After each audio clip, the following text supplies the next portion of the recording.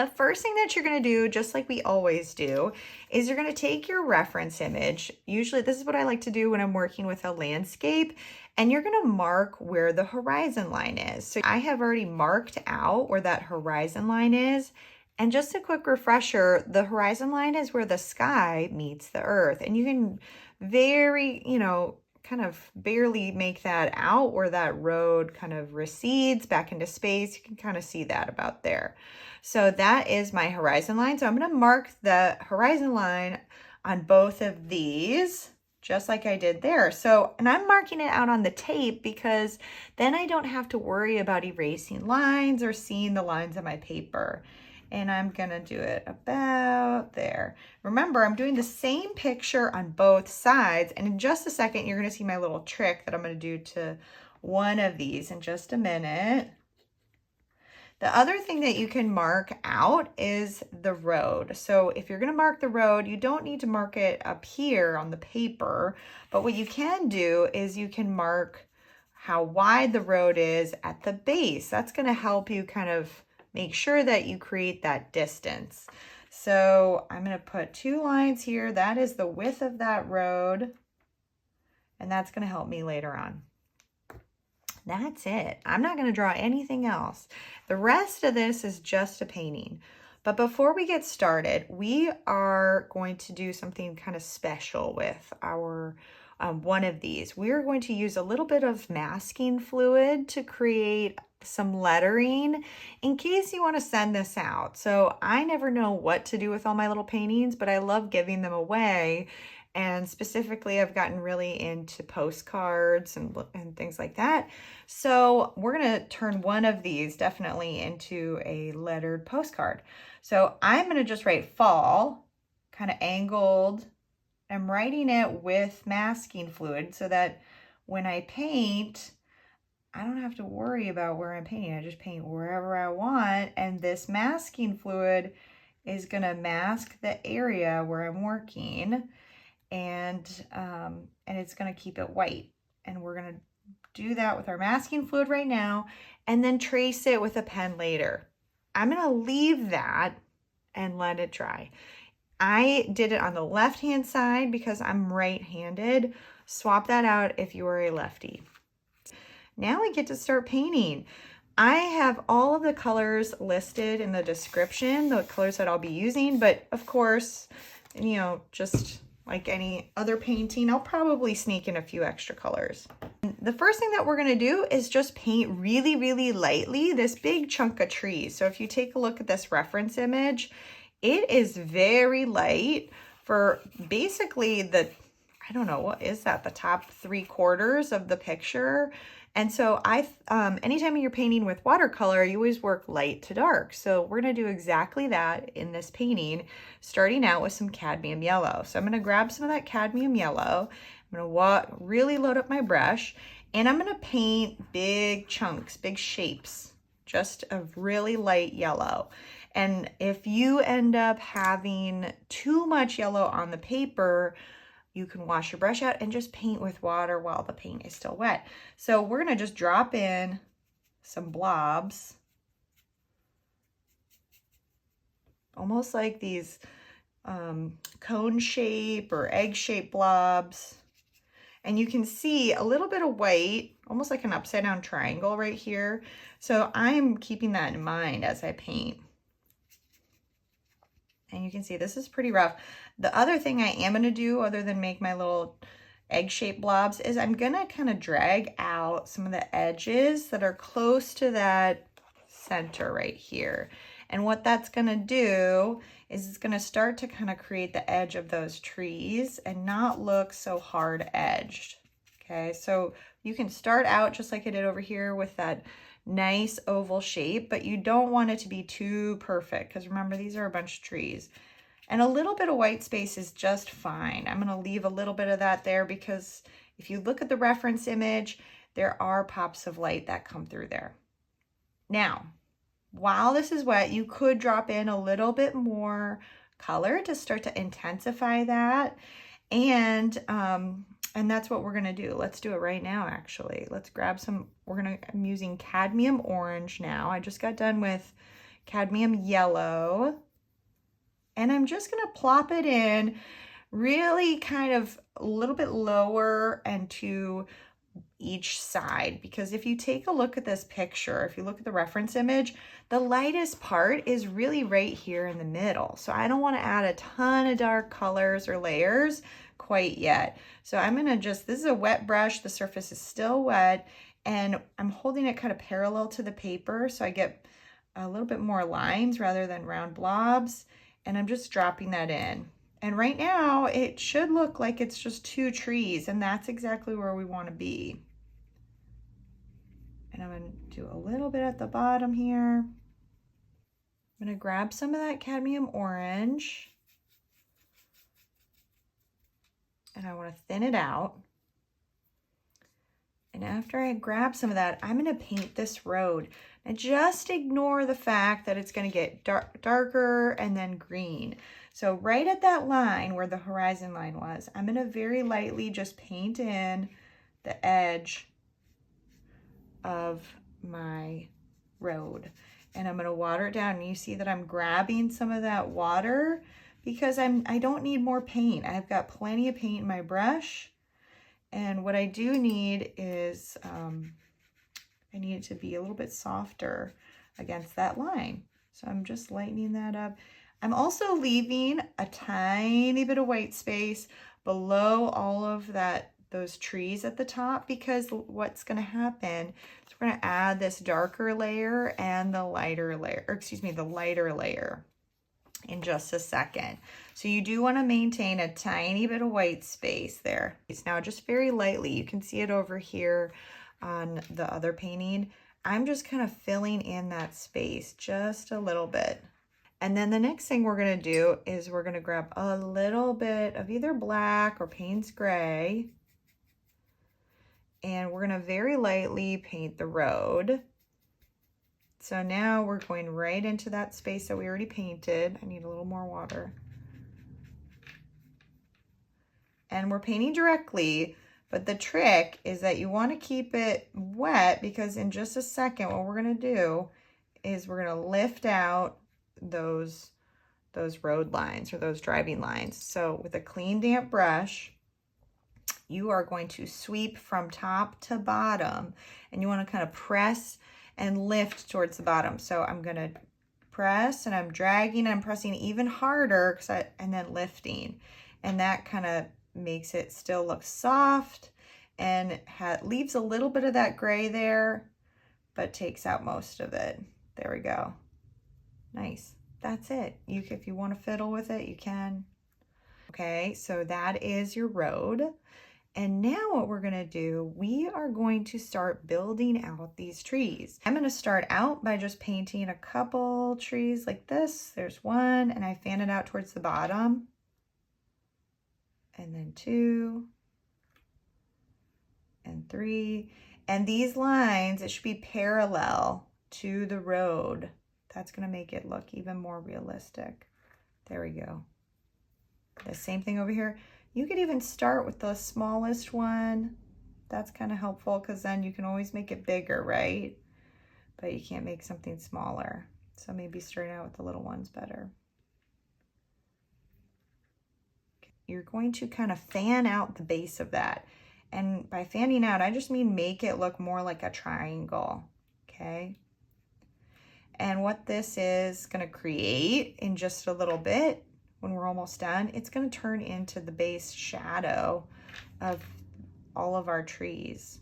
Let that dry, okay? And I know you're wondering if we're going to get to the other one, and we're going to mimic all these steps in just a second once that other one is dry.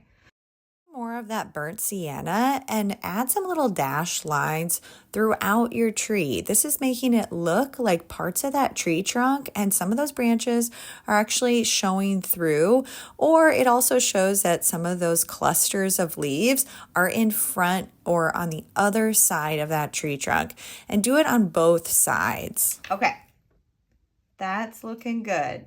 I'm going to leave that, and then we're going to keep building up in just a second. While your first painting is drying, we're going to go ahead and start working on the background of the painting on the left. You're going to follow the exact same instructions as the painting on the right. Make sure that your masking fluid is completely dry before you start painting on top of it. Now, I'm following the exact same process that I already did. I'm starting out light, working with a little bit of cadmium yellow. I'm going to pop in a little bit of that cadmium orange as I go, and you're going to see the same exact process as we already did. So once you get that first light layer done on the left-hand side, we're going to shift back over to our right-hand painting. We're going to start adding some really pretty colors in the trees and also build up that forest floor. So I'm going to grab a little bit of my burnt sienna. It's this really pretty orange. I'm going to also use a little bit of Alizarin Crimson in a minute. And I'm going to use my brush horizontally, and I'm just going to kind of drop in some lines.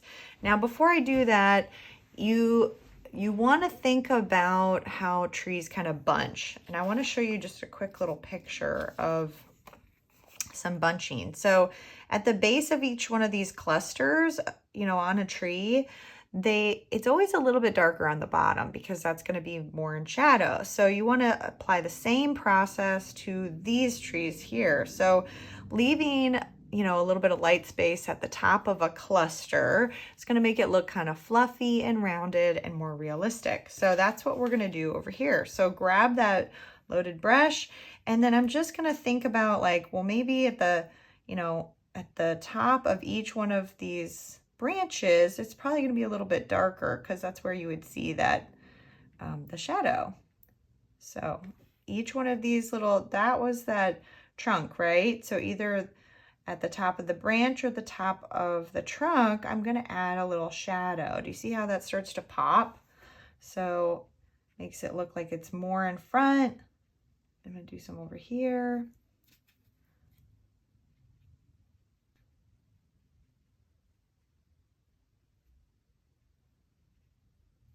And we're not going for ultra realistic with this one, but we do want people to know that they are some trees. So we're gonna do our best, but we're not too worried about it. See how my brush is just totally horizontal? That's gonna help me with the water content and also create these nice little lines that are gonna look more like leaf lines. There. I'm going to keep doing this, and I'm going to kind of swap between my burnt sienna, a little bit of my alizarin crimson in that burnt sienna, because we want to drop a little red in. You can even do a little cadmium red if you wanted to. There. You don't want all of this to look exactly the same because that's not how nature is. I'm going to use some of that red up at the bottom, where it looks like there's some little fallen leaves. And these little speckles, I'm going to start by making them kind of big blobs. And then as I add darker layers, I'm going to make my lines smaller because it's going to make it look sharper. And I'm not going to add as much detail as I go back into space because otherwise it's not going to make it look realistic. You want the most detail in the front and the least detail in the back. That's going to make it look a lot more realistic. This is looking good. Now what we can do with a little bit more of that burnt sienna is we're going to go back over our tree trunk lines because look, they're starting to fade and kind of go into the background. So you want to be able to see them. So I'm going to intensify them. Now I feel pretty good about them. See how you can slowly kind of create detail, and it's just gives you a lot more confidence when you're painting when you have something light to start with, because again, if you make a mistake, it's pretty easy to fix. But if I use that black or Paynes Gray or even just a really, really dark green for those tree trunks and I made a mistake, that's pretty tough to lift out at this point. The other thing I'm going to do with this orange that I'm using, this kind of burnt sienna color, is I'm fanning it out at the bottom, just like I did before, because it's going to keep building that up. Honestly, I kind of like it just with the red, or the reds, the yellows, and the oranges. But we are going to add a final layer, and that is going to be our darkest layer with a little bit of Paynes Gray or black mixed in with our red. Now I'm just gonna go over these lines so that I don't forget where my branches and my tree trunk lines are. Because it's easy to have them just kind of blend into the background, which is what we wanted, but we also don't want to forget where all that stuff is. Make sure I see these. Great. We can go back and continue the same process on the left side. You're going to see them kind of transform in just a little bit.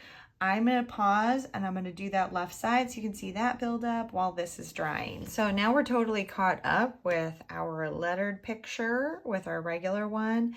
And I did just add a little bit of sap green over on the left-hand side of that right tree. So if you want to add a little pop of green, I think that makes it look really nice and, you know, more true to life where the leaves are kind of changing. You don't have to do it everywhere, just a few places here and there. Once you do that, take your brush, get a little bit of that sap green, add it to your tray or your palette with a little bit of black or a little bit of Paynes Gray. You can also use a little bit of Hooker's Green. We're going to use this to create this nice dark shadow below the green. Now that right now, that looks really nice. That looks really light because that's where our orange is. And we're going to add a little bit of this dark green.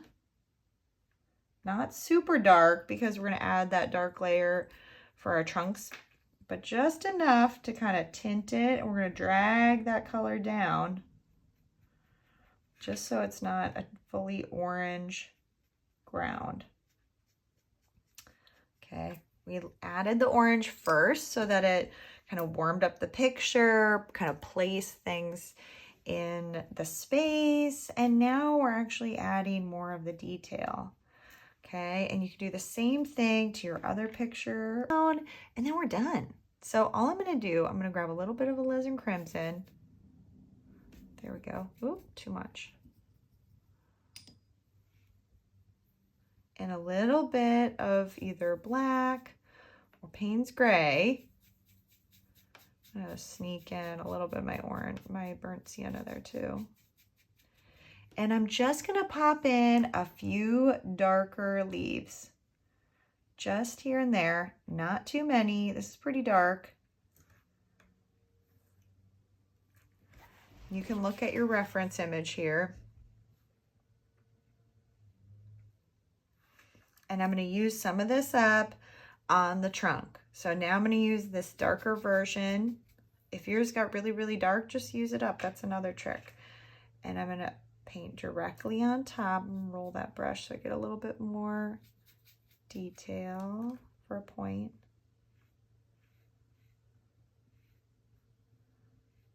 Use that up and now I can really see those trunks. Go back. You can leave a pop of that orange underneath if you want it to look brighter and a little bit more realistic. So I could leave one part of it as though maybe the light is just hitting it on one side. And then you can fan that out at the base, just like we did before. It's a little dark, but that's fine. And then I'm going to use the rest of that up to make some leaves.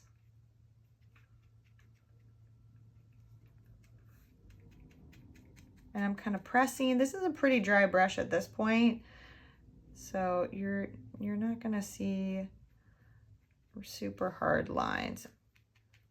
There, almost done.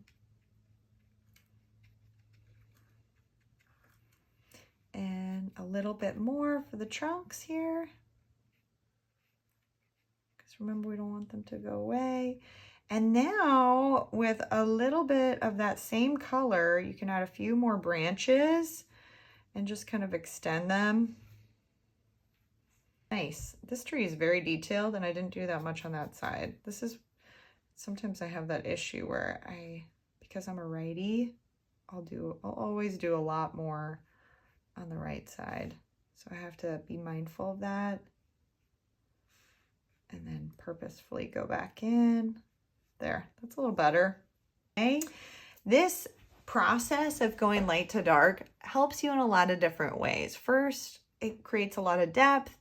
Second, it also makes it easier to, if you make a mistake, it's not the end of the world, right? So you can always cover it up and you can kind of figure out where you want to place things. But once your paintings are totally dry, then you can remove this masking fluid. Now, don't try to do this. My paper is a tiny bit wet, or not, I shouldn't say wet, but damp. So if your paper is damp and it kind of ripples like this, I recommend waiting a little bit longer just because you're gonna have a better result when you remove the masking fluid. So I'm using one of these gum erasers. It's the best way to remove masking fluid. And I'm just gonna very carefully kind of pull and drag. Look at this, it's very satisfying. If your paper is a little wet, you can still do this. But you'll have a lot more tearing if your paper is wet. It's the same thing with removing tape. Don't really recommend removing the tape until you really, really know that your paper is dry. Okay, almost done. And then I'm just going to trace the outside of it so you can really see it. This is so pretty.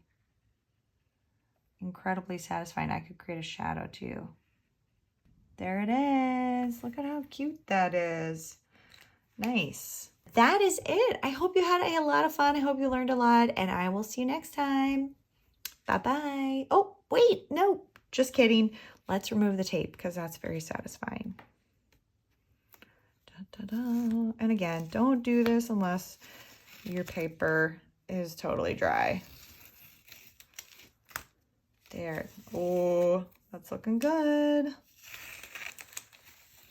And don't worry about this. I'm going to cut that in half so that I have two pretty pictures.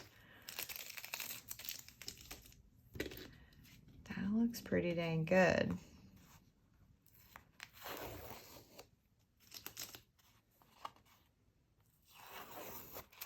Cute. This is going to make two really cute cards. All right. See you later. Bye-bye.